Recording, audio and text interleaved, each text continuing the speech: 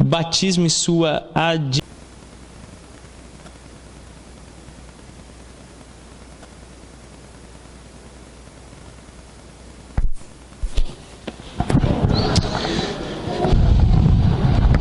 Bom, nós estamos aí avançando nossas lições e nós estamos hoje na lição de número 8, batismo e sua administração. Tem alguém que não tem a revista? Pode levantar a mão aí assim, alta. 1, 2, 3, 4. Felipe, faz o favor para mim. Dentro aí tem a revista o batismo e a ceia do Senhor. Você pode pegar 4, por favor. Aí você pode depois fazer o acerto com o próprio diácono Felipe Sátiro, que vai entregar a revista. O valor, se eu não me engano, é 1,50. Eu posso estar errado e pode ser 1,20. Aí você dando 1,50, depois você corre atrás dos 20 centavos. É 1,90? Então é 1,90. É R$2. Está subindo os lances, hein? Os lances estão subindo. Então, R$2. Aí você passa para o diácono, ele vai passar lá para o tesoureiro depois. O batismo e sua administração. Lição 8. Bom, os sacramentos não possuem poder em si mesmos, mas são somente pelo fato concreto de terem sido estabelecidos pelo Senhor e nos comunicar em Cristo. Entretanto, em hipótese alguma, devem deixar de ser reputados como elementos essenciais da vida ordinária da igreja. Dessa feita, o seu modo de administração deve ser considerado com especial cuidado, porquanto não podemos participar com integridade da realidade que ele nos comunica sem conhecer os propósitos de Deus em nos deixá-los, tanto para devermos observar esses aspectos vitais de sua administração. Vamos lá. Nós temos estudado e o que nós temos visto é o elemento do sacramento em si, a ceia do Senhor ou o batismo, não tem poder inerente a ele. Então o fato de eu ser batizado, isso não me salva. O fato de eu tomar a ceia do Senhor não me salva. O que me salva é Cristo. Mas eles são sinais e meios de aplicar a graça de Cristo a nós. E a gente precisa entender isso. Então, qual é a eficácia dos sacramentos? Pensando em termos do batismo e a ceia do Senhor. Pergunta 161 do Catecismo Maior do Westminster diz assim: como os sacramentos se tornam meios eficazes de salvação? Resposta: os sacramentos tornam-se meios eficazes para a salvação, não porque tem algum poder em si, nem por virtude alguma derivada da piedade ou da intenção de quem os administra, mas unicamente pela operação do Espírito Santo e pela bênção de Cristo que os instituiu. Isso aqui eu vou passar a lista para quem não tem revista, que só tem 3. Então, eu tenho mais uma lá, Felipe. Pode distribuir as 3 e eu pego a que eu tenho lá. É mais? Então tá ok. Então, a pergunta fala como que ele se torna um meio para tornar eficaz a salvação. A resposta já inicia dizendo que eles se tornam meios eficazes para a salvação, não porque tem poder em si. Doutrina Católica Apostólica Romana declara que no catolicismo romano o sacramento possui eficaz salvação nele. É o próprio sacramento que aplica a salvação. Nós cremos que ele não tem um poder inerente a ele. Ele não possui esse poder pertencente ao próprio sacramento, nem por virtude alguma derivada da piedade ou da intenção de quem o administra. Então não é a minha piedade, pessoal, como ministro do Evangelho e dos sacramentos, nem a forma como eu administro que o torna eficaz. Não é. E a resposta continua: unicamente pela operação do Espírito Santo e pela bênção de Cristo que o instituiu. Então ele se torna eficaz na salvação porque o Espírito Santo opera por meio dele e as bênçãos que o próprio Cristo anexou a ele na instituição. Vamos pensar então aqui no caso do batismo. Eu venho para a igreja, não sou crente, tá? Vou passando ali, aí entro na igreja. Começo a assistir o culto e tal. A pessoa aqui canta música bonita, não ouvi nenhum palavrão, um comportado. O pastor falou lá o sermão, eu gostei do que ele disse. Eu vou entrar para a igreja, vou ser crente. Aí eu procuro, como é que eu faço para ser crente? Aí a igreja vai me responder, ó, começa a participar aqui, tem uma classe de preparo, você participa nessa classe, depois você batiza. Aí eu vou, participo da classe, gosto da classe, o pessoal, o professor, e aí me batizo. Só que eu descubro que eu tinha afeição pelas pessoas, eu gostava intelectualmente do que eu ouvia, mas eu não creio em Jesus Cristo como Senhor e Salvador da minha vida. Agora eu sou crente porque eu me batizei? Não. Porque a eficácia do batismo depende da fé da pessoa. Sem fé verdadeira, o ato litúrgico perde o valor. Então ele não é crente. Ele precisa ter fé. Sem fé não tem valor. Ele é ineficaz. Ah, mas o pastor fez uma oração tão bonita no dia, não vale? Não. Não vale. Não tem valor. Mesmo que o pastor fosse muito crente, ele não pode transmitir a piedade dele para aquela pessoa. A piedade tem que ser dela própria. Ela tem que ter fé em Cristo. Ela tem que exercer essa fé em Cristo. Então ele não pode transmitir. E aí a eficácia se perde. Ele batizou? Batizou. Mas ela não teve eficácia porque não há fé verdadeira na pessoa. Sem a fé, o sacramento perde o valor. Apesar de ter sido administrado de forma correta, pelo ministro do Evangelho, e agora de fazer parte da igreja visível, ele não possui fé. Tiago Cedro. Essa questão da intuição também, tem aquele aspecto também de fraqueza ministra, né? Uma vez que existe muita prática da administração da ceia em casamentos, né? E também para pacientes terminais, esse ponto debilitados, então, internados no hospital, né? Às vezes, pela intenção, né, de prover a ceia, a pessoa tem muito tempo que está participando, mas as intenções também elas não podem ser colocadas como regra, né? Sim. Outro princípio que a resposta dá é que ele tem que crer na bênção de Cristo. Qual a bênção que vem anexa ao batismo? Vamos lá, vocês se batizaram, né? Para que tenha eficácia, tem que ter esse aspecto. E aí eu coloco agora vocês contra a parede, não me respondam, precisa. Quero expor você publicamente. Mas qual foi a bênção anexa para que tenha valor? Por exemplo, Isaac tem 6 anos de idade, meu filho. 6 anos. Ele tem uma noção de matemática que ainda é muito tênue.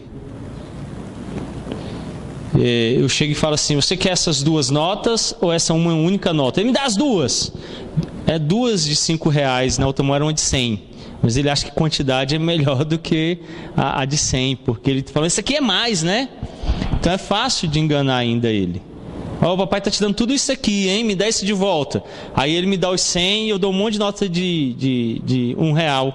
Não tem mais nota de R$1, né? Agora é menor de 2. R$2. E ele, bota tanto de dinheiro ali. Se passa a irmã dele, ó, bobinho. Aquela outra vale mais. Então, você compreende, você tem noção do que Cristo faz por você? Senão perde eficácia. Perde eficácia. Você fica sem entender o que está acontecendo. Aí você vem, é molhado e vai embora para cá só com aquilo. Só molhado. Mas e a bênção espiritual? Como se apropriar dela? Qual o valor que ela tem? E a aplicação? É isso que eu preciso ter consciência. É esse aspecto que eu tenho que me apropriar. Então, o valor da administração do batismo está aqui. Quando eu me aproprio daquilo que é correto e aplico. É por isso que eu falo que tem... E aí o pessoal às vezes me critica por essa minha sinceridade pastoral. Você vem para a igreja, não sabe por que você está aqui. Eu não tenho medo de dizer, vai para casa, vai assistir o Globo Rural, vai assistir o Fantástico. Você está perdendo tempo. Por que você está aqui? Não sabe para quê? Como é que eu aplico isso aqui? Você tem que ter um objetivo. Um objetivo. Eu vim à igreja porque eu quero aprender o Evangelho de Cristo e aplicar a minha vida. De que maneira? Em que aspectos da minha vida eu posso aplicar? Como? Como eu me aproprio da obra redentora de Cristo? Que eficácia isso tem na minha vida, no meu dia a dia? Essas respostas devem ser respondidas. Então a pessoa vem, se batiza e aí vai embora para casa e você fala assim, e aí, qual o proveito que você tirou lá do batismo? Ah, eu não sei. Então para que você batizou? Você tem que saber, me batizei por causa disso, e tem acontecido isso, e vale para isso, isso e isso. Se não tem significado, não tem um porquê. Então, quando nós pensamos em termos da administração dele de forma correta, está ligado a esses dois princípios. Eu primeiro preciso aferir e entender muito propriamente como o Espírito Santo opera e depois as bênçãos que Cristo anexou quando o instituiu e ele então nos dirige. A confissão helvética declara sobre os sacramentos da Igreja de Cristo, lá no capítulo 4, dizendo: o autor e executor de todos os sacramentos não é nenhum homem, mas Deus somente. Os homens não podem instituir sacramentos, pois esses fazem parte do culto de Deus. Também não é da competência do homem estabelecer e prescrever o culto de Deus, mas receber e preservar o que lhes é ensinado por ele. Então ele começa dizendo que a origem do sacramento é Deus. Vocês já pensaram a bagunça na sociedade se cada um aqui pudesse fazer dinheiro? Vocês já pensaram? Como é que ia ser? Eu estou devendo o Ricardo pegar um papel, rasgo, faço um desenho no meio, escrevo lá um valor e dou para ele. Falo aí, ó, tá aí. Eu às vezes fico preocupado. Vocês sabem como é que funciona a nossa moeda monetária, né? Aquele papel mesmo, ele é papel, não tem nada nele. Mas ele é um documento que diz que aquele valor ali, você tem ele referente em ouro, lá no Banco Central. Você não pode resgatar, mas ele refere-se àquele valor em ouro que está lá. É isso que dá a ele o lastro, né? Do outro lado tem ouro, a gente pressupõe, né? Eu fico com medo do dia que abrir lá não tem nada. Ah, enganei vocês. Não, mas tem mesmo, está lá o ouro lá guardado. Então eu não posso sair por aí inventando um dinheiro e fazendo o meu próprio dinheiro e distribuindo ele, porque o valor dele está em quem o emitiu. Então a gente faz questão de verificar se a nota é verdadeira e ela tem sinais de confiabilidade. Quais são os sinais? Vocês sabem? Marca d'água, marca holográfica, tem uma tira de segurança sobreposta entre as duas folhas de papel. Várias situações ali que apontam o valor e a realidade de quem emitiu. Não dá para fazer uma nota daquela em casa. Ela pressupõe toda uma estrutura que não me permite fazê-lo. Deus fez assim com os sacramentos. Ele instituiu os sacramentos, Ele mesmo. Então Cristo instituiu o sacramento do batismo, da Santa Ceia, e Ele então vai dar Ele como garantia de cumprimento daquilo tudo. Quando Ele batiza, Ele o faz pela obra redentora dEle. Quando Ele oferece o sacramento da ceia, Ele o faz pela obra redentora dEle. Ele é o próprio benefício que é dado e Ele é o que garante esse benefício. Então eu não tenho condição de emitir isso para ninguém. O que o catolicismo romano fez? Inventou outros sacramentos que a gente até esforça para tentar encontrar na palavra, mas não tem. E aí eles foram então acrescentando, chegando até o número de 7 sacramentos. Eu preciso partir do pressuposto que só Deus pode instituir, só Ele valida e só Ele sustenta o sacramento. Ninguém mais, vem somente de Deus. E a confissão helvética avança e continua dizendo: além disso, os sinais sacramentais carregam em si as promessas de Deus que necessariamente exigem fé. E a fé se apoia exclusivamente na palavra de Deus. E a palavra de Deus assemelha-se a escritos ou cartas, e os sacramentos a selos que somente Deus coloca nas suas cartas. Então ele vai derivar o valor das promessas da palavra, para não ficar solto. Então, aonde eu encontro as promessas que ele anexa ao sacramento? Na Bíblia. É por isso que o culto é um exercício intelectual. O que Paulo diz? Nosso culto deve ser um culto racional. Então eu vejo alguns evangélicos cansados, aí chegam e falam assim: pastor, tem 10 anos que eu vou na igreja, mas não se concretiza. Fala e não acontece. E aí você fala assim: filho, nós temos uma fiança, que é a palavra. E abre, lê um texto, fala: você está vendo o que ele está dizendo aqui? É nisso que eu confio. E aí ele mesmo valida a palavra, dizendo assim, que ela não vence, ela não mente, ela não passa, ela permanece para sempre. E aí eu confio então nela plenamente. E nela eu encontro a promessa que é dada e espero o cumprimento da promessa. 3 tipos de promessas estão presentes nas Escrituras. Quais são? As promessas que se cumpriram. Dá um exemplo aí para mim.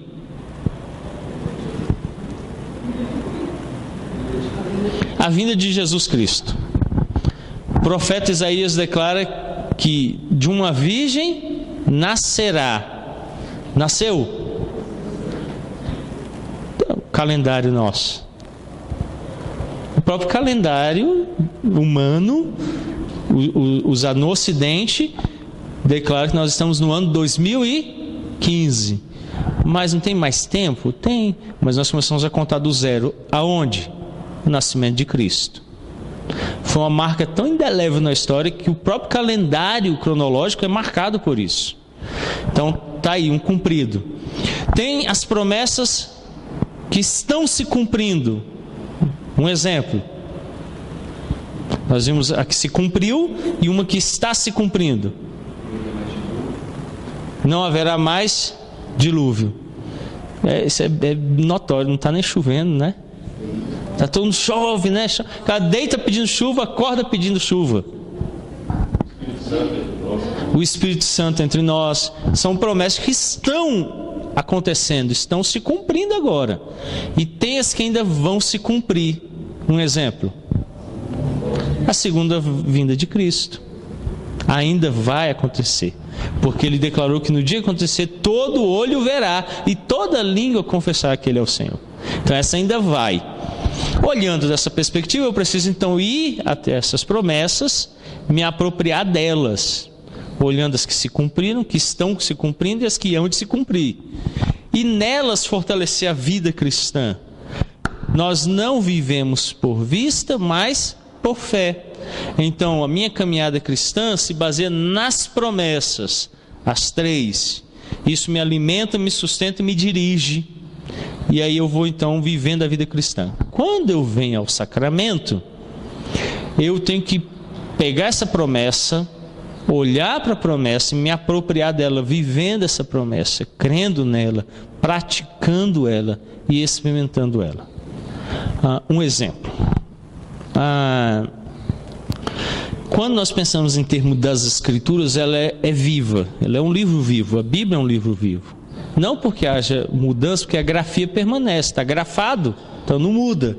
Mas a verdade escrita aqui, ela é transformadora, ela age em mim.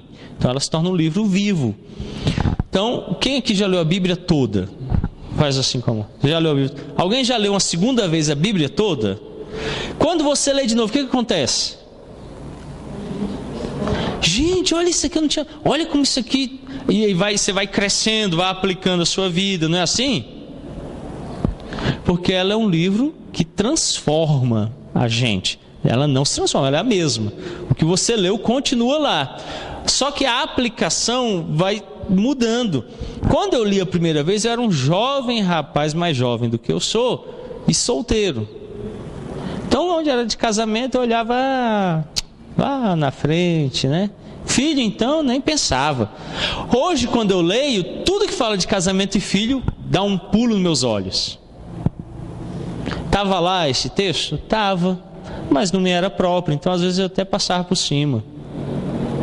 Hoje não, me é bem próprio, então eu aplico com toda a veracidade. O que fala sobre quem é solteiro, eu olho e falo assim, passar por cima disso aqui, porque eu não sou mesmo solteiro, estou casado. E aí eu vou em frente. A ideia é então que ela vai sempre se aplicando às minhas necessidades. Quando eu venho ao batismo, eu recebo uma promessa. E essa promessa não cessa, ela é contínua. E toda a minha vida cristã, ela vai mudando, eu vou tomando essas promessas e vou aplicando, conforme as necessidades vão acontecendo. Uma delas é, Senhor, eu não tenho capacidade intelectual para entender toda a Bíblia. Eu peço então ao Espírito Santo que me ilumine o entendimento e me ajude a guardar tudo o que está escrito, porque eu também não consigo guardar tudo. E aí vou viver a vida. E de repente acontece. O Vinícius esquece R$50 em cima do banco e vai embora para casa. Eu termino de cumprimentar o pessoal na porta, estou voltando para buscar a Bíblia, passo e vejo no banco R$50. R$50 hoje, 2 potes de sorvete grande, eu acho que dá para comprar, não dá? Até ontem dava, hoje eu já não sei, a inflação está aí, né? Aí eu pego os R$50. O Espírito Santo de Deus, ele diz assim, não furtarás. Êxodo, o capítulo 20, o verso 15.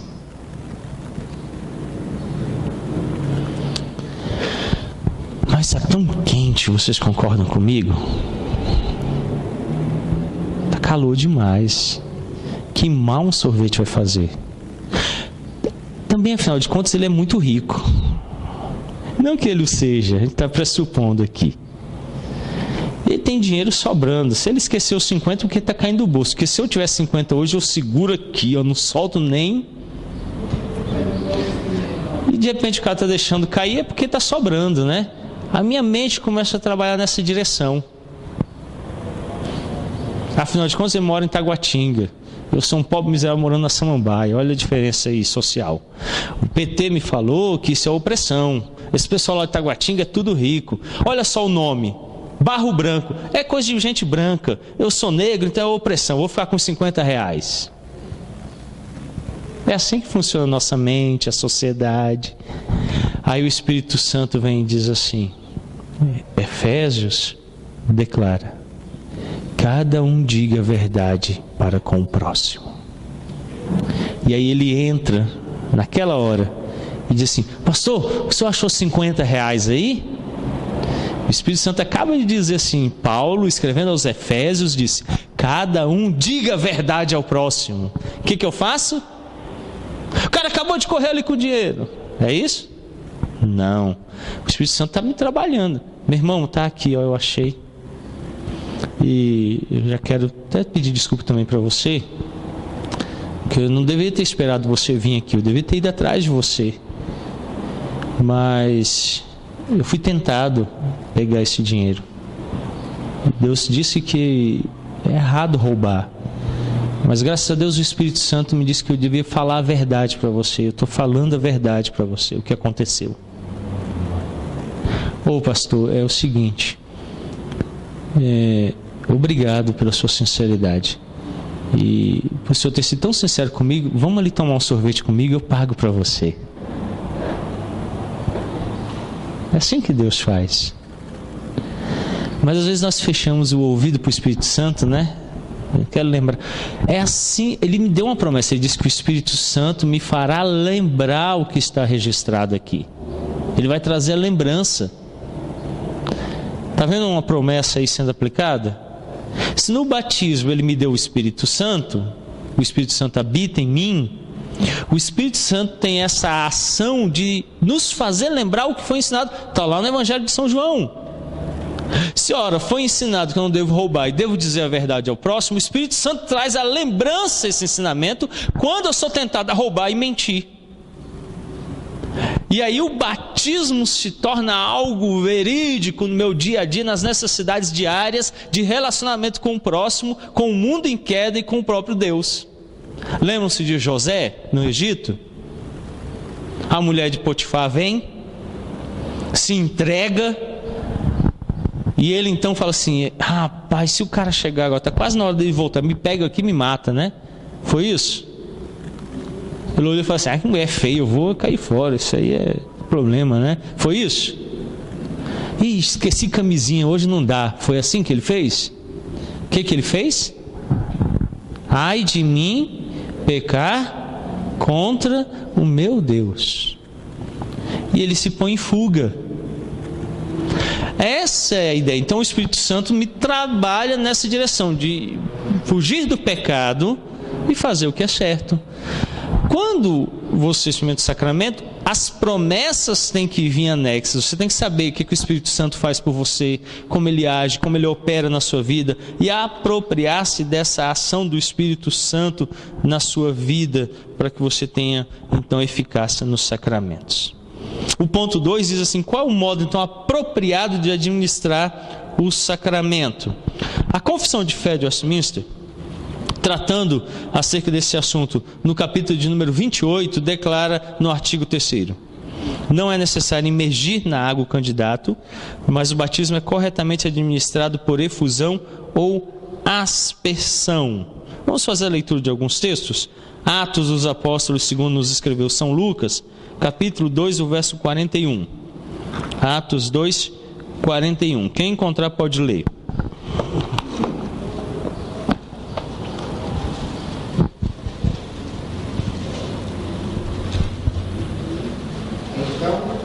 Que aceitaram a palavra foram batizados, havendo naquele dia quase 3.000 pessoas. Vocês sabem onde esse grupo aqui se encontrava, de 3.000 pessoas? Aonde eles estavam? Em Jerusalém. Se você lê os evangelhos, você vai encontrar várias citações de poços em Jerusalém. Poço é uma estrutura onde se cava na terra e a determinada profundidade se alcança água. No Antigo Oriente era algo muito valioso por dois motivos. Primeiro, dificilmente se achava, porque ela é deserto, ainda hoje o é, deserto. Segundo, que quando se achava, em geral a água era salobra, ou ela possuía muito sal, ou era imprópria para o consumo. Por exemplo, quando os patriarcas falam do poço de Jacó, é uma propriedade fechada com pedra e que ninguém tinha direito de acesso porque pertencia e era algo de muito valor, disputado. Em Jerusalém haviam poços. Dentre esses havia um que as pessoas até aguardavam para entrar um de cada vez, na perspectiva de uma lenda de que quando estavam ali, se um anjo viesse e agitasse a água, havia cura. Lembram disso? Tinha fila. Não é um negócio assim igual água mineral que dá para ir todo mundo aqui tomar banho. Era difícil, de difícil acesso. Então não havia muita água. Outro problema é que o Jordão estava ali, mas não tão próximo. 3 quilômetros de Jerusalém. Se aproximando, raso, à altura da canela, para cobrir só de cabeça para baixo, plantando bananeira. Maior profundidade quando se distanciava. Até hoje ainda é. 2015 anos depois de Cristo, com muito assoreamento, começou a bater na altura da cintura, no máximo no peito. Se você ver mais profundo, está bem longe de Jerusalém, não está perto. E a cidade se expandiu muito. Então havia pouca água. 3.000 em um dia só. Como é que você acha que foi? No poço? Ontem à tarde, a Alice, a minha menina de 10 anos, fez a apresentação de ginástica rítmica no shopping. E se aglomerou muita gente. Sabe o que aconteceu? Ficou quente. Mas e o ar-condicionado? Não deu conta. Muita gente. Não dá. Como? Asperge água. Joga água em cima. É mais fácil. Menos água é mais rápido. Outro texto que nós temos para conferir aí, o capítulo 10 de Atos dos Apóstolos, segundo São Lucas, os versos 46 e 47. Quem encontrar pode ler. Atos 10, 46, 47. Então perguntou Pedro: porventura pode alguém recusar a água para que não sejam batizados destes que, assim como nós, receberam o Espírito Santo? E ordenou que fossem batizados em nome de Jesus Cristo. Então lhe pediu que permanecesse com ele por algum dia. Então aqui de novo o texto fala de um grupo que também está sendo batizado lá na mesma região. Agora o capítulo 16, o verso 33. Atos 16, 33. Quem encontrar pode ler.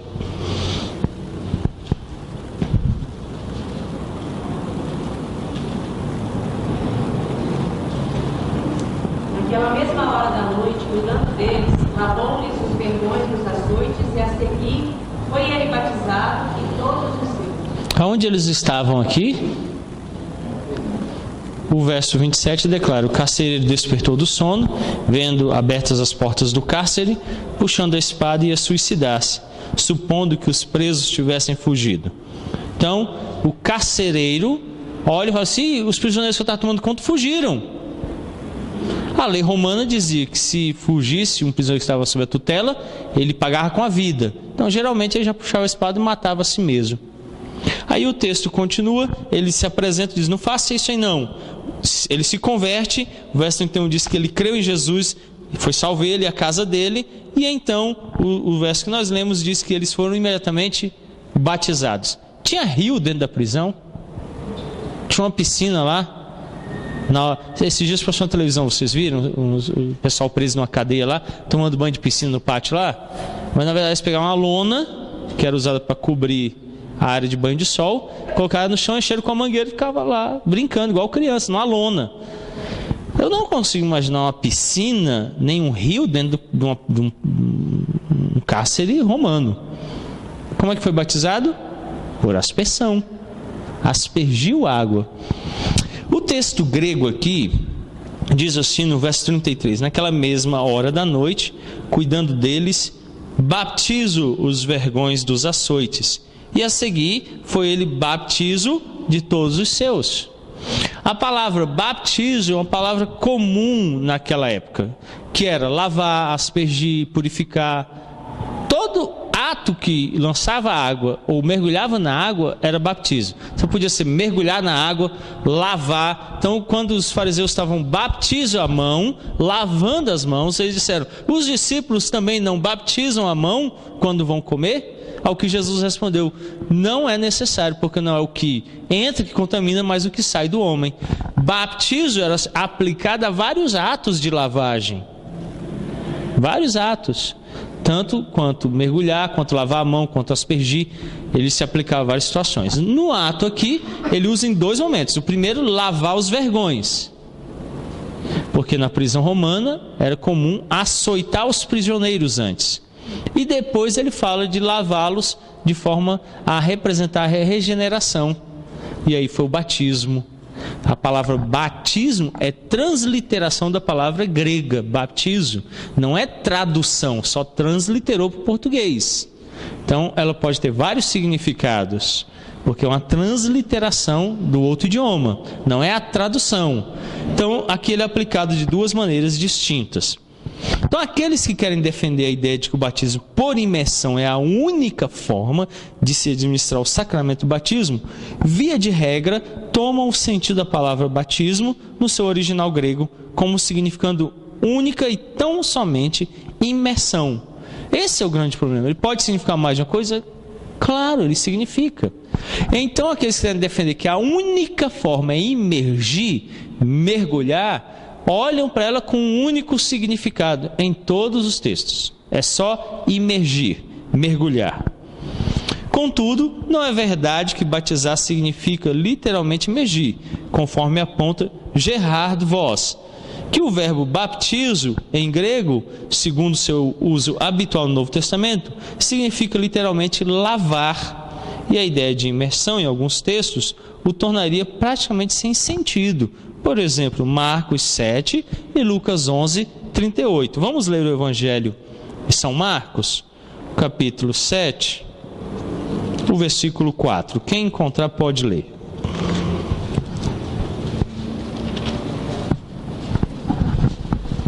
Quando voltam da graça, não comem sem se aspergirem.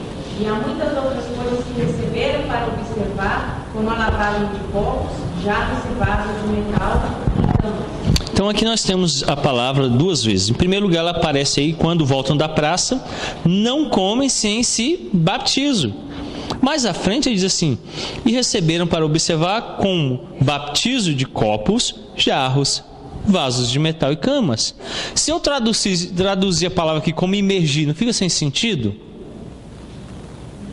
Se eu falasse assim, quando voltam da praça, não comem sem mergulharem,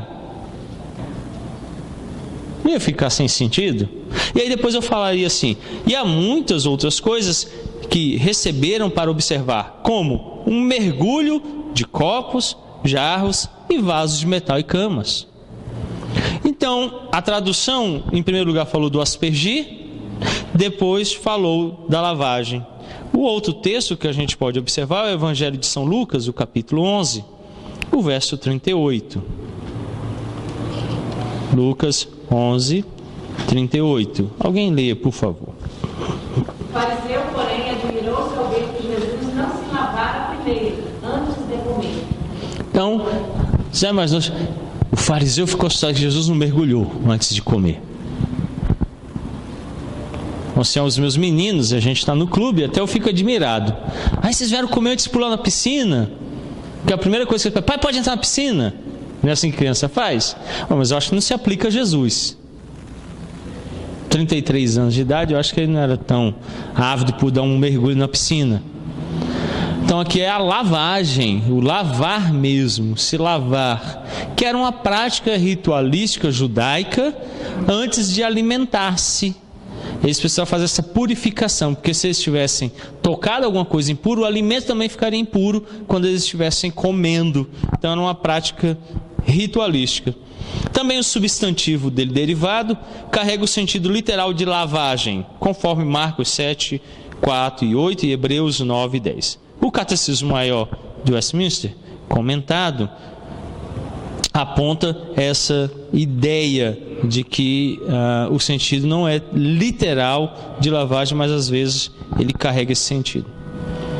Charles Hodge também aponta a mesma proposição de Gerhard Voss. Aqui as referidas palavras nem sempre significam submergir. Frequentemente se empregavam com o sentido de derramar sobre, lavar, limpar, tingir, manchar e etc. Sem levar em conta a forma concreta de alguma aplicação. Podem expressar imersão parcial, imersão total, absorção ou efusão. Quem diz isso é o Charles Hodge no livro Batismo Cristão, Imersão ou Aspersão. A prática do batismo era algo habitual entre os judeus, mesmo antes de João Batista. Como é que os judeus faziam essa prática? Como é que isso acontecia? Das três formas. Ora mergulhavam, ora aspergiam e ora efusão. Então qual é a distinção? A imersão é um mergulho que pode ser parcial ou total. podia ser metade do corpo, o corpo todo. A efusão, coloca-se de joelho ou de pé e derrama-se 1 litro, 1,5 litro de água sobre a pessoa. A aspersão é lançar água sobre, uma pequena quantidade de água sobre. Os judeus praticavam, antes de João Batista, todas as formas em diversos rituais. Rituais para entrar na religião, rituais para se alimentar, rituais de passagem. Vários rituais exigiam batismo. E ele acontecia de todas essas maneiras, de todas essas formas. Só não era realizado em nome da Trindade, mas era uma cerimônia religiosa que apontava purificação. O batismo, como prática frequente dos judeus, pode ser evidenciado ao lermos os seguintes textos. Marcos 7,4, que lemos, onde a expressão lavagem é batizar, e em Lucas 11,38, lavara também significa batizar. Quando Jesus Cristo veio, encontrou essa prática entre os judeus. No entanto, essas cerimônias impostas não eram suficientes para purificar aquele que prestava culto. Hebreus 9,9. O batismo praticado entre os judeus não era realizado por imersão, o que fica evidente quando consideramos os diversos batismos impostos na lei de Moisés, que em lugar algum foram ordenados pela forma de imersão. Pelo contrário, os batismos ou purificações deveriam ser realizados por aspersão ou efusão. Vamos dar uma olhada nos textos. Números, o capítulo 8, o verso 7. Números, capítulo 8, o verso 7. Diz assim: assim lhe farás para os purificar. Asperge sobre eles a água da expiação, e sobre todo o seu corpo farão passar a navalha, lavarão as suas vestes e se purificarão. Então, do texto tem uma ordem para aspergir sobre eles. É uma das práticas judaicas da lei cerimonial apresentada aqui aos levitas. Eles deveriam se aspergir. Agora, ainda no livro de Números, o capítulo 19, versos 18 e 19. Números 18, 19, verso 18 e 19. Um homem limpo tomará isopo, o molhará naquela água e a aspergirá sobre aquela tenda e sobre todo o utensílio e sobre as pessoas que ali estiverem, como também sobre aquele que tocar os ossos ou em alguém que foi morto ou que faleceu ou numa sepultura. O limpo aspergirá sobre o imundo ao 3º e 7º dias, purificá-lo-á no 7º dia, e aquele que era imundo lavará suas vestes e se banhará na água, e à tarde será limpo. Então ele pega o isopo, que era uma planta usada para os rituais de purificação, molha na água e asperge, lança água sobre ele. Essa é a ordem. Então, os rituais de purificação judaicos estavam baseados na ideia de aspergir e não imergir. Esses textos são exemplos indicativos de que as pessoas eram purificadas por meio de aspersão. E aí Rod diz: sem dúvida, essa cerimônia era designada pela palavra grega batizar, quando faltava ainda 100 ou 200 anos para a era cristã. Então, ainda antes da era cristã, ela já designava esse aspergir para indicar a purificação e a lavagem. Rod novamente declara: o batismo cristão foi instituído seguindo o modo do batismo dos judeus, ou seja, por aspersão ou efusão, e não por imersão. No Antigo Testamento, o modo habitual de usar a água com fim religioso se dava por meio da aspersão. Portanto, seria natural que encontrássemos a mesma prática no Novo Testamento. Vamos parar um pouquinho aqui para a gente trabalhar isso aqui. No Antigo Testamento tem uma outra cerimônia que existia, que era a circuncisão. De novo, é outra que não foi inventada pelos judeus. Os povos já faziam. Os assírios, por exemplo, praticavam a circuncisão. Porém, nos meninos que alcançavam os 14 anos de idade, como um sinal de que agora estavam aptos à vida adulta. e outros povos também o faziam. O que diferencia então a prática judaica? Que em vez de ser um rito de passagem da adolescência para a vida adulta, era um rito que aplicava-se às crianças, dizendo que elas estavam em relacionamento de aliança com Deus, e isso até os 8 dias de vida. Mudou a data e o objetivo, mas a prática já era comum aos povos, não era nada que ninguém ficava, eles já conheciam. O que acontece com o batismo? Os judeus também não se assustaram com o batismo, já era natural acontecer entre eles. Mudou como ele era administrado agora em nome do Pai, do Filho e do Espírito Santo, para apontar que aqueles agora estavam entrando na vida cristã em aliança com Deus. Então os batismos eram comuns, agora ele era aplicado de uma forma diferente a pessoas que estavam entrando no cristianismo. Então não é uma invenção de novo rito, é um rito existente, agora ele assume um objetivo diferente do que era praticado. Então não foi inventado um batismo, ele já existia. Jesus não inventou, tanto que Jesus mesmo foi batizado. No batismo cristão? Não, porque ainda não existia batismo cristão. Ele passou por um rito que os judeus comumente faziam. Havia judeus que se batizavam várias vezes no dia, para várias situações distintas. Então ele, como um judeu praticante que ia à sinagoga e seguia a lei de Moisés, vai até João Batista e se batiza. Mas ele diz que vai vir um novo batismo, e depois então o próprio Senhor institui o batismo cristão, e aí ele passa a ser aplicado à igreja a partir daquele momento, com a forma trinitária, para a inclusão no corpo. Jesus não recebeu o batismo cristão, ele foi batizado por João Batista, que não usou a forma trinitária, e nem Jesus entrou para o cristianismo, não existia cristianismo ainda. Ele era um rabi, um mestre judeu. Rabi, mestre, fala-os. E ele então falava, os discípulos eram seus seguidores. Tanto que depois em Atos eles vão ser chamados do caminho, aqueles que transtornam o mundo, até que por fim são chamados cristãos.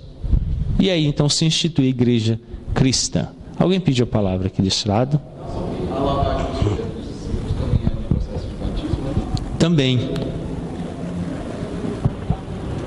O Tiago está falando aqui da lavagem dos pés dos discípulos, também era uma forma de batismo. Não havia pavimento, as ruas eram de terra, bastante terra, e então quando a pessoa chegava numa casa era muito comum lavar os pés. O mais novo da família, ou o escravo, tomava essa tarefa, porque era uma tarefa que não era propícia, era imunda, aí lavava os pés. Então essa era a primeira forma. A segunda era um ritual religioso, comum entre os judeus, de lavar os pés. Jesus o fez, para apontar uma realidade, qual seja: humilhem-se e sirvam uns aos outros. Pronto, ali foi batismo, foi, lavou, aspergiu, mergulhou os pés, lavou os pés, batizo, lavou os pés. Então era uma forma. Depois ele vai ganhar agora uma conotação cristã com a forma trinitária e servindo para indicar aqueles que entraram na igreja visível. Ok? Vamos então ao ponto 3. Quem deve administrar o batismo? Considerando a íntima relação entre a palavra e os sacramentos, a administração do batismo é prerrogativa particular dos ministros da palavra, ao que João Calvino declara: nessa matéria, é também preciso saber que é impróprio a pessoas particulares assumirem a administração do batismo, visto que este é um ofício do ministério eclesiástico, seja a ministração desse sacramento, como também a ceia, pois Cristo não deu mandamento a nenhum homem ou mulher que ministrasse o batismo, antes, àqueles a quem ele constituíra apóstolos, e quando ordenou que os discípulos, na ministração da ceia, fizessem o que haviam visto ser feito por ele, como ele próprio desempenhava o ofício de legítimo despenseiro, indubitavelmente quis que nisso imitassem o seu exemplo institutos da religião cristã. Herman Bavinck, teólogo holandês, diz o seguinte: quem ministra o batismo é Cristo.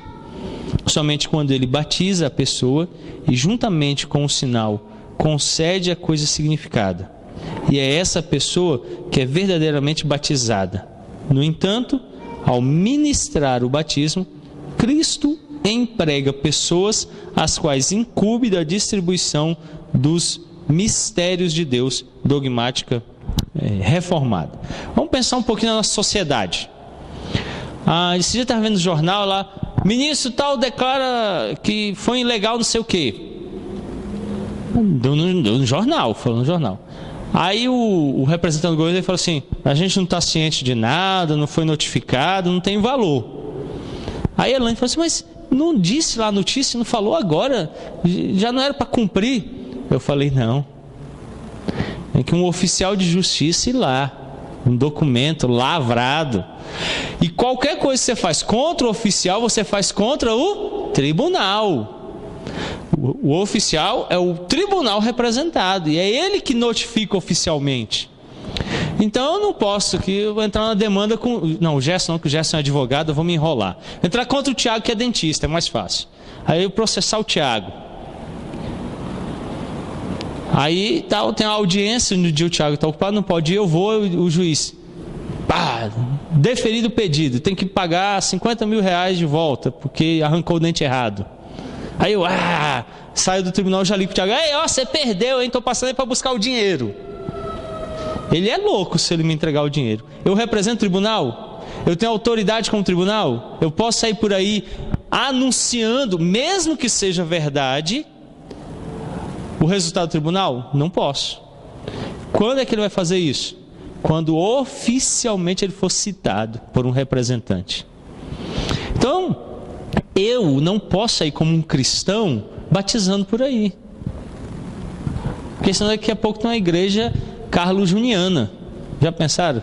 A igreja carlo-juniana. Um monte de gente vestida de flamenguista andando atrás de mim.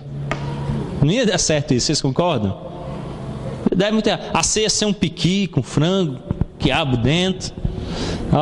Toma o piqui, como e tal. Amém, pessoal roendo piqui no culto. Ia dar errado, né, dona Nilda?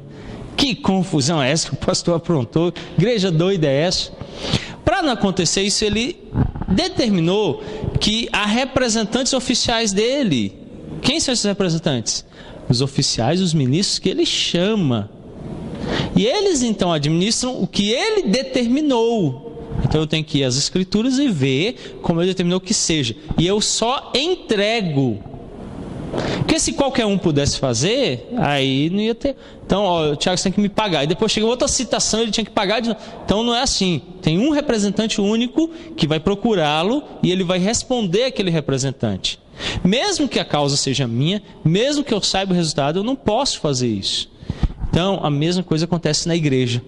Um representante é que faz aquilo em nome de Cristo, mas quem está dando o sacramento é Cristo. Quem emite o resultado lá é o juiz, o tribunal, mas há um representante que é o oficial, justiça, que vai lá apresentar aquela demanda, aquele resultado. Assim é que funcionam as coisas. Na igreja moderna, um movimento chamado Igreja em Células apresentou a ideia, a proposta de que os líderes, e em alguns movimentos até os membros da célula, podem batizar e dar santa ceia. E aí a coisa perdeu a direção. Você vê de tudo, de tudo. Então a gente precisa ter um princípio que dirija. Então, o Novo Testamento aponta que o batismo era administrado por aqueles que possuíam um ofício. João, Marcos 1,4, os discípulos de Jesus, João 4,2, os apóstolos, Atos 2,38, aqueles que foram encarregados especialmente por Cristo com a comissão de fazê-lo, Mateus 28,19. Ananias, que batizou o apóstolo Paulo, Atos 9, 17 e 18, e o próprio apóstolo dos gentios, 1 Coríntios 1, 14 a 17. Então a ideia de que tem alguém respondendo, tem alguém fazendo aquilo por prerrogativa que lhe foi dada, não é assim livre, aberto. A ideia de que há um representante legal aplicando. Isso, é claro, foi ganhando um molde que a gente pode institucionalizado, porque a igreja foi se instituindo. Ela não era instituída, então as coisas eram mais, por exemplo, não tinha nenhum pastor ordenado. Aí um diácono batizava. Por exemplo, Estevão não batizou? Ele era diácono. Mas depois não foram surgindo os apóstolos, os pastores, e aí as coisas foram se organizando. Sim, minha irmã. É certo, então, batizar várias vezes? Por exemplo, eu já batizei e posso batizar outras vezes que eu tiver vontade? Depende de como foi administrado o batismo e onde ele foi administrado. O que ele precisa para ser uma administração correta? Com água. E aí, para nós, não importa a quantidade, porque não é a água que importa, mas é a fé. Com água, em nome do Pai, do Filho e do Espírito Santo. E quem recebeu precisa ter fé. No catolicismo romano não é assim. Tem água, é em nome do Pai, do Filho e do Espírito Santo, mas não precisa ter fé. Segundo, ele não traz consigo a ideia de que Cristo salva e por isso ele está sendo batizado, mas no catolicismo ele salva o próprio batismo. Então a igreja cristã não reconhece como batismo cristão. Nos mormons ele não é feito em nome do Pai, do Filho e do Espírito Santo, mas pelos mortos, então ele perdeu eficácia. Precisa batizar de novo. A Universal do Reino de Deus, por ser uma seita, apesar de usar água em nome do Pai, do Filho e do Espírito Santo, não exige fé, e nem diz que o batismo salva, e nem declara que tem salvação em Jesus. O que importa é que você dê algum valor na campanha. Então também perdeu eficácia. Agora, se é membro de uma igreja evangélica, foi batizado em nome do Pai, do Filho e do Espírito Santo com água, crendo que Jesus Cristo é Senhor e Salvador da sua vida, não precisa de novo. Basta ser recebido como membro. A igreja presbiteriana reconhece todas as formas. Se você foi batizado por imersão, e geralmente as igrejas evangélicas o fazem, você é recebido como membro. Se você foi batizado por efusão, a igreja anglicana e algumas igrejas luteranas, você vai ser recebido como membro. Se você foi batizado por aspersão, as igrejas reformadas, holandesa, suíça, escocesa, presbiteriana, você vai ser recebido como membro. O mesmo não acontece da forma contrária. Nas igrejas anglicana, luterana, algumas metodistas inglesas, as metodistas livres não, a metodista inglesa de Gales, as igrejas reformadas, as igrejas presbiterianas, elas recebem. Mas a igreja batista, a Assembleia de Deus, as pentecostais, neopentecostais, comunidades, só recebe e reconhece se for por imersão. Se for nas Assembleias de Deus tradicionais, imersão em rio, porque se for em tanque, o pecado fica ali e passa para o próximo. Tem que ser em água corrente, porque o pecado tem que ir embora. Aí eu fico com pena de quem estiver para baixo no rio, né? Ou no córrego, porque vai receber todo aquele pecado. Então, tem essas... Aí você não é recebido lá. Eu fui batizado por imersão, mas eu conheço igreja que batiza assim, vai ter batismo, mas só ir para batizar de novo. Que dê vontade, que alegria batizar de novo. Não, a administração ocorre uma só vez.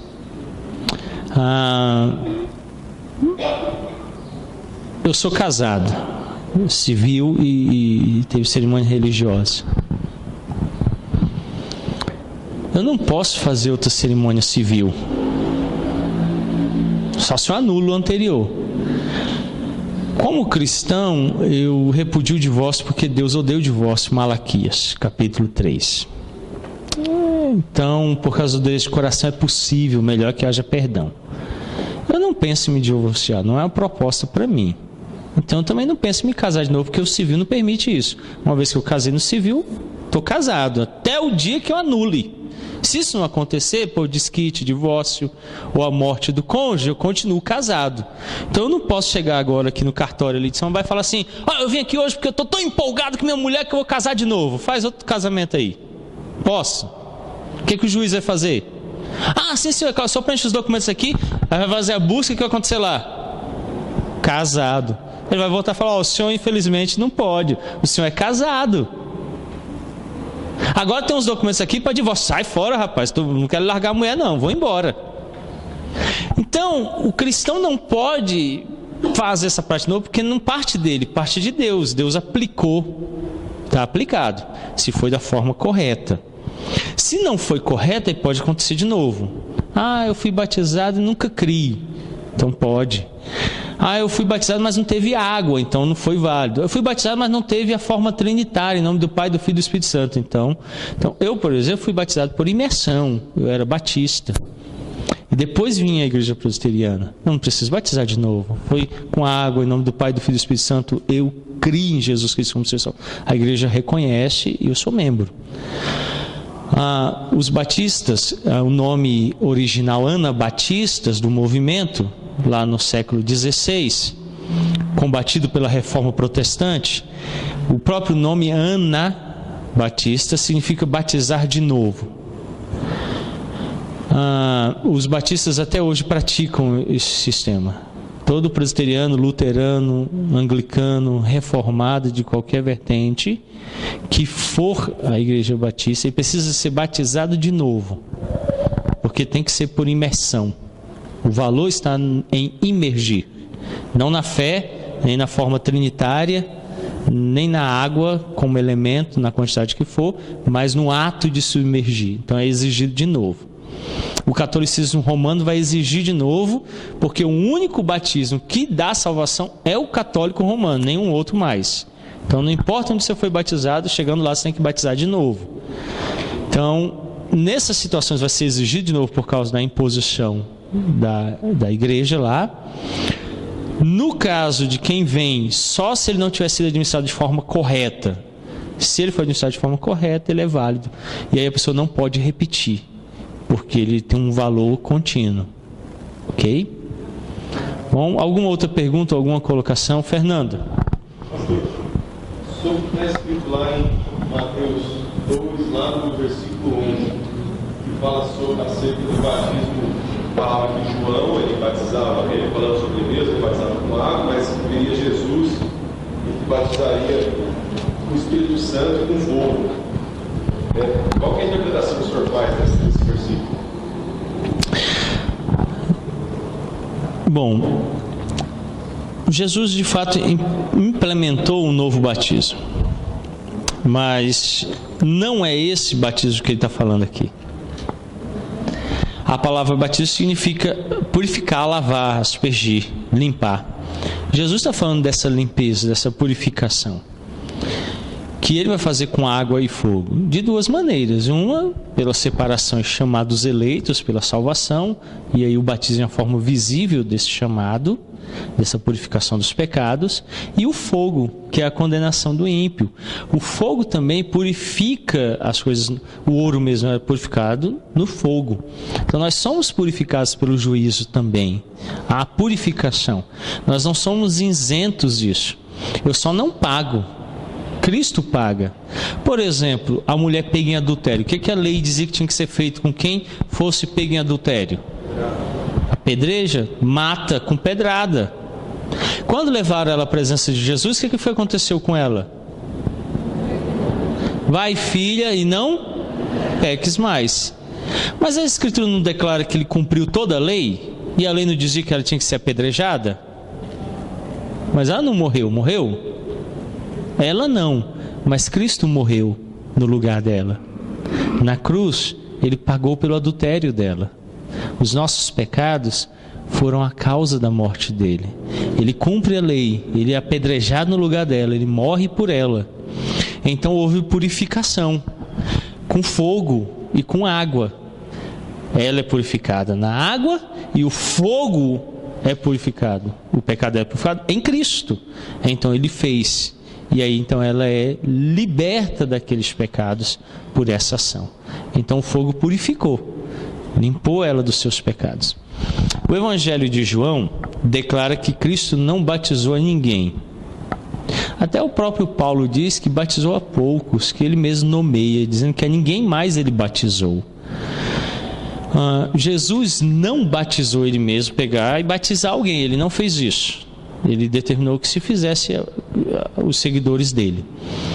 Então, ali ele está falando dessa ação, mas não do batismo em si mesmo, dele ir lá e batizar. Então, ele nunca fez isso nem com água, nem com fogo, literalmente, mas com um significado, né, o simbolismo. E que depois a igreja cristã vai fazê-lo na continuidade, sempre se reportando aquilo que ele inaugurou e instaurou com o ministério dele. Bom? E aí às vezes o pessoal confunde que o fogo aí é a ação pentecostal, né? Ser batizado com fogo e tal. Grande parte das citações de fogo nas escrituras dizem respeito a juízo. Uma outra parte é o fogo mesmo, consome, queima as coisas. E uma outra parte é essa representação simbólica de purificar, tornar puro alguma coisa. Nesse caso, Jesus estava falando do juízo e da purificação ao mesmo tempo. Que ele aplicaria isso. E ele realmente aplica às nossas vidas, pelo ministério e obra dele. Mas não uma ideia pentecostal de ficar abrasado e falar em línguas e todas aquelas coisas que vêm, que eles denominam batismo com fogo. Então, Jesus não falou isso lá quando ele diz a respeito de batismo com fogo, que seria isso, né? Então é uma coisa distinta, é uma coisa separada disso aí, ok? Bom, vamos então orar para nós encerrarmos. À noite nós temos a mesa do Senhor, devemos vir preparados para participarmos deste sacramento. Oremos. Bondoso Deus, cheio de graça e misericórdia, nós estamos gratos porque nesta manhã nos foi permitido estar aqui, pela orientação que nos foi dada acerca da administração correta deste sacramento do batismo, que tenhamos fé nas promessas anexas a ele, para que ele tenha valia em nossa vida e seja aplicado ao nosso viver cotidiano. Nós somos gratos porque o Senhor nos permitiu recebermos este meio de graça e nos tornarmos parte do povo de Deus. É o que oramos e rogamos, Pai querido, em nome de Cristo Jesus. Amém.